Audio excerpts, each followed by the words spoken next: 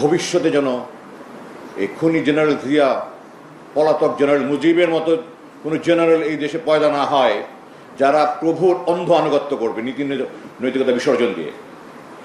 আমাদের শপথ হলো আমরা এই দেশের স্বাধীনতা, সার্বভৌমত্ব, অখণ্ডতা রক্ষার জন্য আমরা নিজের জীবন বিসর্জন দেব। আমরা যখন কমিশনিং হই, আপনারা জানেন আমাদের একটা পাসিং আউট প্যারেড বলে, সেজন্য আমরা চিৎকার করে শপথ করে আল্লাহর নাম নিয়ে। এই শপথ কি কোনো ব্যক্তি বা গোষ্ঠীর জন্য না, এই শপথ রাষ্ট্রের জন্য, জনগণের জন্য, সংবিধানের জন্য। এবং এই 25 জন সে কর্মকর্তা যাদের বিরুদ্ধে ওয়ারেন্ট বেরিয়েছে তারা কিন্তু সেনাবাহিনীর গণ্ডির ভিতরে থেকে কোনো অপরাধ করেনি, এটা বাইরে এসে করেছে।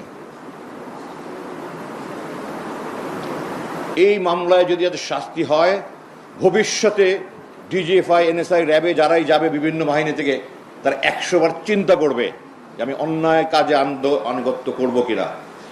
আল্লাহ সূরা নিসা 4 নম্বর সূরা 6 নম্বর আয়াতে বলে, চাঁদিউল্লাহ